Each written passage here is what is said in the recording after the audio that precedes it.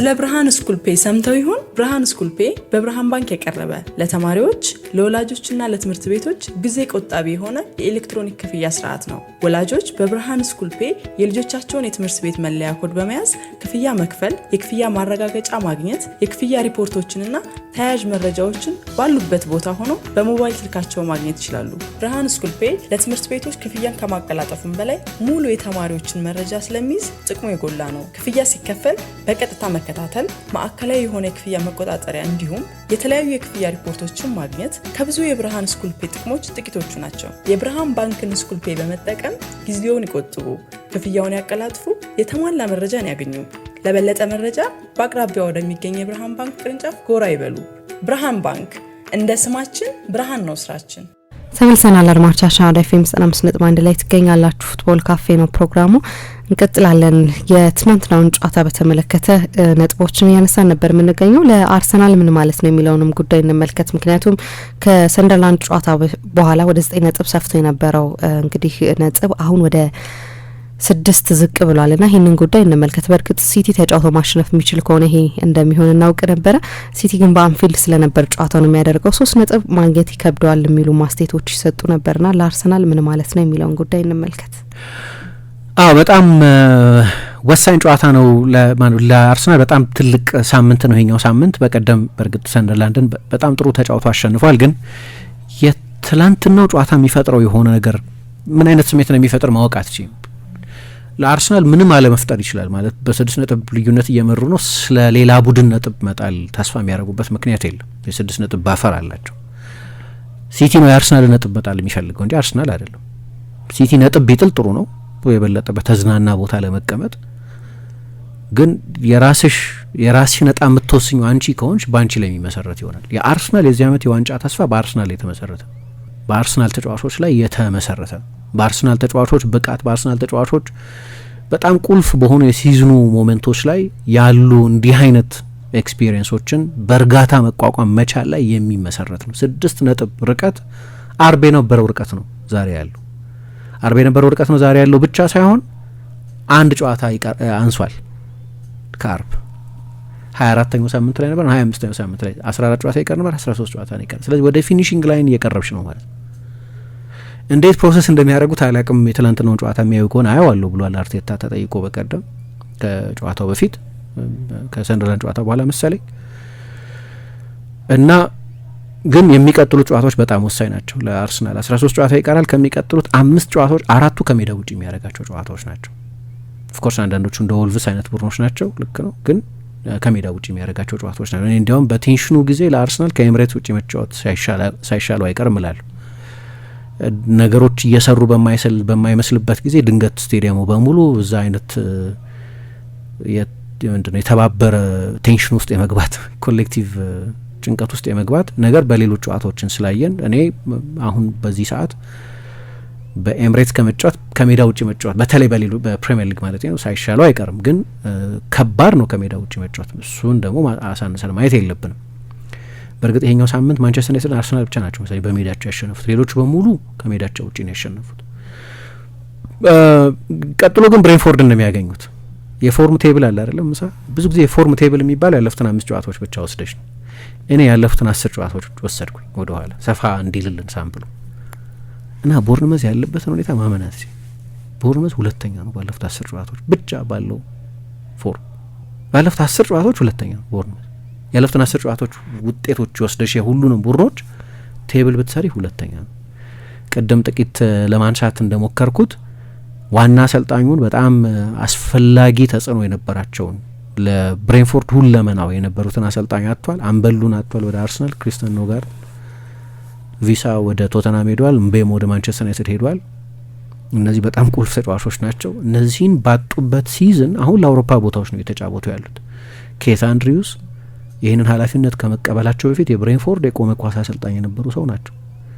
ስለዚህ በጣም ከጥሩ ቡድን ጋር ከሜዳ ውጪ በምሽት ምናልባት ሲቲ ካሸነፈ በኋላ ከሚኖር ተጨማሪ ፕሬሸር ጋር የሚደረግ ጨዋታ ነው። ሲዝኑን በሙሉ ስትጓዢ ከእንደዚህ በየጊዜው ለምትጠየቂያቸው ጥያቄዎች መልስ እየሰጠሽ የመጓዝ እዳ አለብሽ። ከአርሰናል ተጫዋቾች አሁን ቴክኒካሊ ጥያቄ ስለሌለ ነው አርሰናልን በተመለከተ ባይፋር የፕሪሚየር ሊጉ ቤስት ቡድን። ይሄም ሳምንት የነገረን ነገር እሱ ነው። ይሄም ሳምንት የትላንትናው የሲቲ ፐርፎርማንስ የሚነገረን ማሸነፉ ልክ ነው። ፐርፎርማንሱን ብቻ ነጥለሽ ካየሽው ግን የነገረን ነገር ባይ ፋር ደ ቤስት ቲም እንግሊዝ ውስጥ አርሰናል በሁሉም መለኪያዎች። ከዛ በኋላ የሚሆነው የምርጥነት ጉዳይ አይመስለኝም። ከዚህ በኋላ ፕሬሸር የመቋቋም ጉዳይ ነው የሚሆነው። ፕሬሸር የመቋቋም ጉዳይ ነው። ትላንትና እንዳልኩት ለሲቲ ከ3 ነጥብ በላይ ነው የምንልበት ምክንያት የሆነን ጨዋታ ማሸነፍ ብቻ ስላልሆነ አንፊልድ ላይ ነው ያሸነፉት። ያሸነፉበት ሰርከምስታንስ አለ። ስለዚህ በፍጹም ፎጣ ይመጣል ፍላጎት እንደሌለ ያሳዩበት፣ እዚሁ ልንቆይ ነው ያለ ነው የሚል መልእክት ያስተላለፉበት።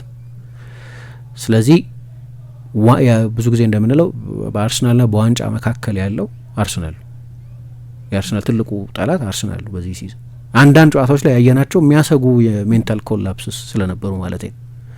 በቀደም ከሰንደርላንድ ጋር የነበረው ጨዋታ ደግሞ በሌላ መንገድ መጫወት እንደሚችሉ ያየ። ለምሳሌ ኦልሞስት 4-4 የተጫወቱት ሀቨርትዝ በኦደጋርድ ቦታ ተጫወተ፣ ግን ኦደጋርድ የበለጠ አማካይ፣ ሀቨርትዝ የበለጠ አጥቂ ነው። ስለዚህ ፍጹም ይለውጠዋል የአርሰናልን የማጥቃት ባህሪ። ስለዚህ ከጄሱስ ጋር ኦልሞስት ሁለተኛ አጥቂ ሆኖ ነው የተጫወተው። ሰንደርላንድ በኤምሬትስ ፖሴሽን በልጦ ነበር ለምሳሌ። ይሄ ግን በዲዛይን የተደረገው በፓስ ብዛት አርሰናል 300 ምናምን ፓስ ነው ያደረገው እዚህ ጨዋታ ላይ። ሌላ ጊዜ በአንድ አጋማሽ የሚቀባበለው የኳስ ቅብብል መጠን እዛ ጨዋታ ላይ በ90 ደቂቃ አራተኛውን አነስተኛ ፓስ የተቀባበሉበት ጨዋታ ነው የነበረው። ይሄ በቀጥታ ከአማካይ ክፍሉ ባህሪ ጋር የሚገናኝ ነው። ኦደጋርድ ሲኖር የበለጠ ፓሰር ነው፣ ኤዜ ሲኖር የበለጠ ፓሰር ነው ከሁለቱ ሁሌ ከሚሰለፉት ራይስና ዙቢሜንዲ ጋር። ግን ሀቨርትዝ ሆነ ማለት ሀቨርትዝ የበለጠ እዛኛው ሳጥን ውስጥ አካባቢ ነው የሚጫወተው። ስለዚህ በቂ ፓስ አይኖርሽም። ግን በዲዛይን ይሄ የነገረን አንድ ነገር ግን የሁለቱም ፒቮቶች አስደናቂነት ነው፣ የዙቢሜንዲንና የራይስን። ይሄ ምንድነው 6 እና 8 አይደሉም፣ አንዱ 6 አንዱ 8 ሆኖ አንዱ እዛው ቦታ ላይ ተቸክሎ የሚቆይ አንደኛው ከሳጥን ሳጥን የሚጫወት አይነት አይደለም። ዶቪቴል የሚያደርጉ ቦታ ሮቴት የሚያደርጉ ልክ እንደ ፓትሪክ ቪዬራ እና ኢማኑኤል ፐቲ አይነት የተለያየ ካራክተሪስቲክስ ያላቸው ተጫዋቾች ናቸው። ቪዬራ የበለጠ ቦክስ ቱ ቦክስ ራነር ነው፣ ፐቲ የበለጠ ፓሰር ነው። ግን ሁለቱ ኮምፕሊመንት የሚደራረጉ እንጂ አንዱ 6 አንዱ 8 አልነበረም። በሁለት አማካዮች ነው የተጫወተው። አሁን ይህንን ምለው ሀቨርትዝን እንደ አጥቂ ልበለው ግን 10 ልበለው። አርሰናል በ10 አይጫወትም።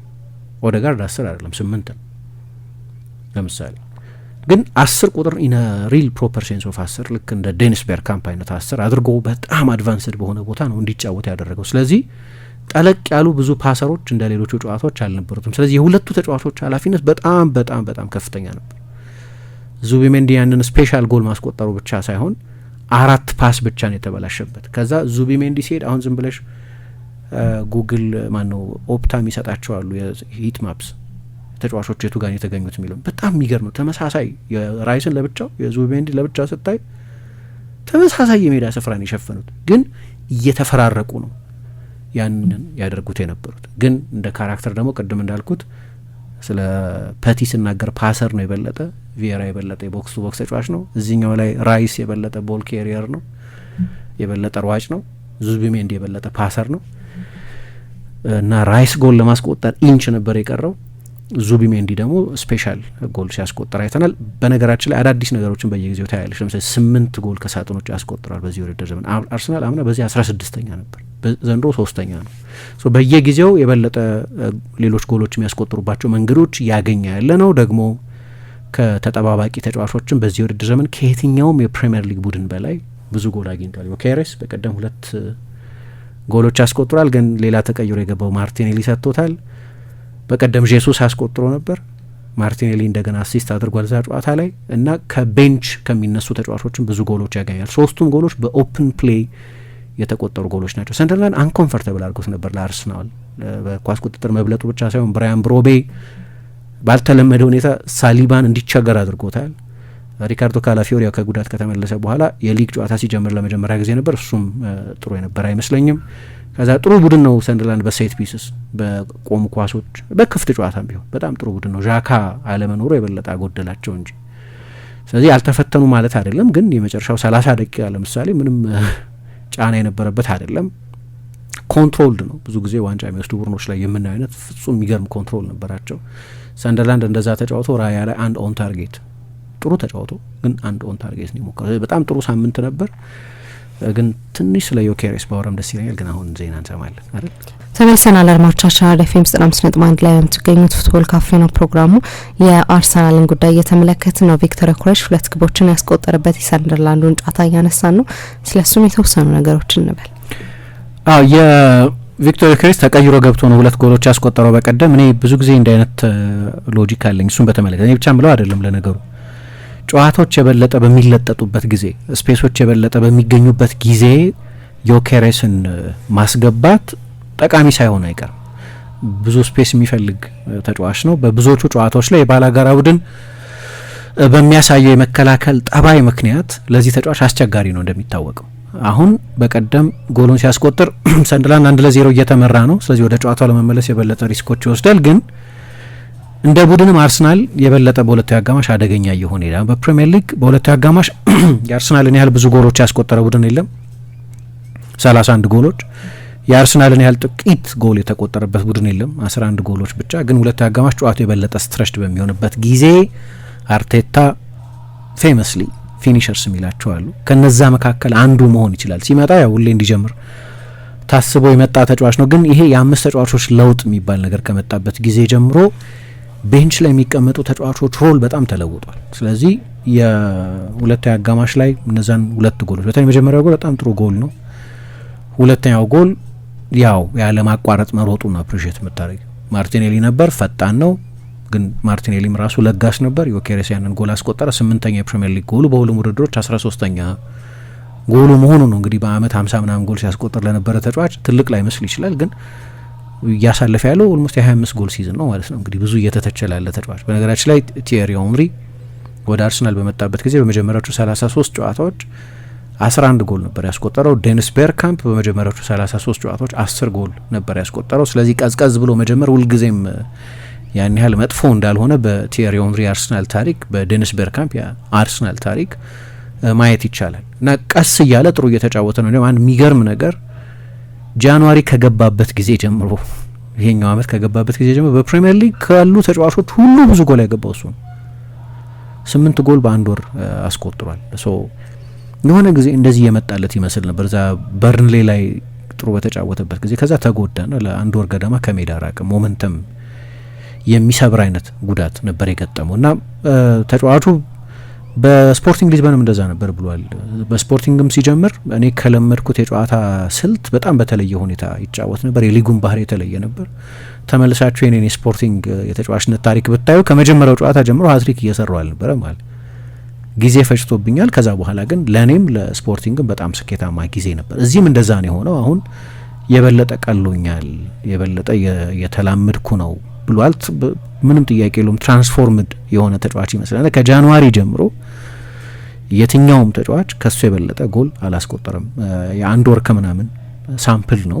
ሁሉንም ጨዋታዎች እየጀመረ አይደለም። ግን አንዳንዶቹ ጨዋታዎች ግን ቅድም ያልኩት ለዮኬሬስ ካራክተሪስቲክስ የሚመቹ የሚመስሉ ጨዋታዎች አሉ እና በ32 ጨዋታ 13 ጎል ነው ያስቆጠረው እና እንግዲህ ከሁለት አስርት ዓመታት በኋላ አርሰናል የፕሪሚየር ሊግ ዋንጫ የሚወስድ ከሆነ የሱ ጎሎች በጣም አስፈላጊ ሊሆኑ ይችላሉ። በወጥነት ጎል የሚያስቆጥር 9 ቁጥር የለውም አርሰናል፣ ወይም 9 ቁጥርም ባይሆን ሌላ ጎል አስቆጣሪ የለውም። አንዳንድ ተጫዋቾች 9 ቁጥር መሆን ሳይጠበቅባቸው ልክ አምና ሳላህ እንዳደረገው በወጥነት ጎል የሚያስቆጥሩ ተጫዋቾች ሊኖሩ ይችላሉ እና እሱም ተመሳሳይ ነገር ነው ያለው። እንግዲህ እንዳልኩት በፖርቱጋል አጀስት ለማድረግ መጫወት የሚፈልጉበትን መንገድ ለመላመድ ስታይላቸውን ለመዋሃድ 3-4-2-1 የሚባል ፎርሜሽን ነበር ሩበን አሞሪም የሚጠቀሙ። ስለዚህ በዛ ፎርሜሽን ስር ለመጫወት ጊዜ አስፈልጎኝ ነበር እና ወደ አዲስ ሊግ የሚሄድ ከአዳዲስ ተጫዋቾች ጋር የሚጫወት ወደ አዲስ ስታይል የሚመጣ ተጫዋች ያስፈልገዋል የመላመጃ ጊዜ የሚል አስተያየት ሰጥቷል።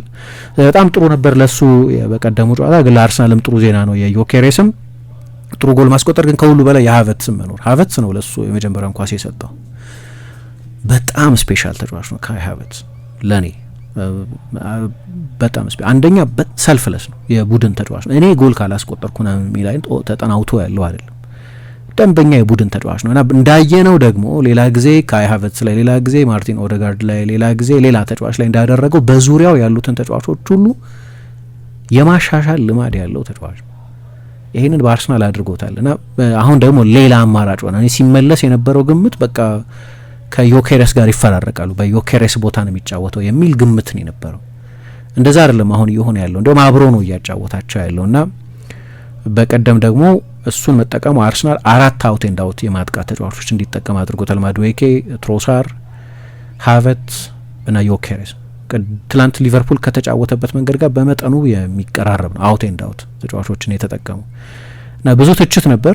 ተገቢ ትችቶች ናቸው አንዳንዶቹ ትችቶች፣ አንዳንዶቹ ኮንቴክስት የሳቱ ናቸው። ግን በመጨረሻ ተጫዋቹ ጥሩ መጫወት ጀምሯል። 8 የፕሪሚየር ሊግ ጎል ነው። ለመጀመሪያ ጊዜ በባክ ቱ ባክ የፕሪሚየር ሊግ ጨዋታዎች ላይ ወደ አርሰናል ከመጣ ጀምሮ ጎል አስቆጥሯል። በተከታታይ ጨዋታዎች ደብል ፊገር ላይ ለመድረስ 2 ጎል ብቻ ነው የሚቀረው።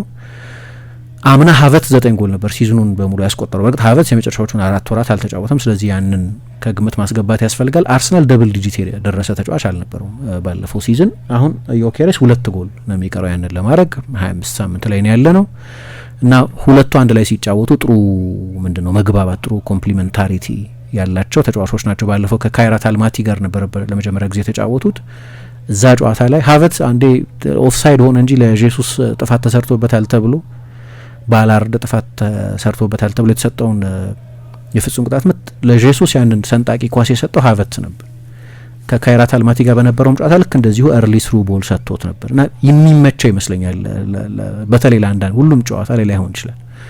ከኢንተር ጋር ጎል አስቆጥሯል፣ ከካይራት ጋር ጎል አስቆጥሯል፣ ከሊድስ ጋር ጎል አስቆጥሯል። ሌሎችም ጨዋታዎች ላይ ጎል እያስቆጠረ ነው። ስለዚህ ለሱም በጣም ጥሩ ሰሞን ይመስለኛል። አርሰናልም በጣም ጥሩ ዊኬንድ ይመስለኛል። በእርግጥ ትላንትና የሲቲ ማሸነፍ የነጥብ ልዩነቱ በ6 ብቻ እንዲቆይ አድርጎታል። ግን ማይነስ አንድ ጨዋታ ነው እና ስለዚህ በጥሩ ፎርም ላይ ነው ያለው። ዮኬሬስም ለአርሰናልም በጣም ጥሩ ቅዳሜ ነበር። ስለ ብርሃን ስኩል ፔይ ሰምተው ይሆን? ብርሃን ስኩል ፔይ በብርሃን ባንክ የቀረበ ለተማሪዎች ለወላጆችና ለትምህርት ቤቶች ጊዜ ቆጣቢ የሆነ የኤሌክትሮኒክ ክፍያ ስርዓት ነው። ወላጆች በብርሃን ስኩል ፔይ የልጆቻቸውን የትምህርት ቤት መለያ ኮድ በመያዝ ክፍያ መክፈል፣ የክፍያ ማረጋገጫ ማግኘት፣ የክፍያ ሪፖርቶችንና ተያያዥ መረጃዎችን ባሉበት ቦታ ሆነው በሞባይል ስልካቸው ማግኘት ይችላሉ። ብርሃን ስኩል ፔይ ለትምህርት ቤቶች ክፍያን ከማቀላጠፉም በላይ ሙሉ የተማሪዎችን መረጃ ስለሚይዝ ጥቅሙ የጎላ ነው። ክፍያ ሲከፈል በቀጥታ መከታተል፣ ማዕከላዊ የሆነ የክፍያ መቆጣጠሪያ እንዲሁም የተለያዩ የክፍያ ሪፖርቶችን ማግኘት ከብዙ የብርሃን ስኩል ፔይ ጥቅሞች ጥቂቶቹ ናቸው። የብርሃን ባንክን ስኩል ፔይ በመጠቀም ጊዜውን ይቆጥቡ፣ ክፍያውን ያቀላጥፉ፣ የተሟላ መረጃን ያገኙ። ለበለጠ መረጃ በአቅራቢያ ወደሚገኝ የብርሃን ባንክ ቅርንጫፍ ጎራ ይበሉ። ብርሃን ባንክ፣ እንደ ስማችን ብርሃን ነው ስራችን።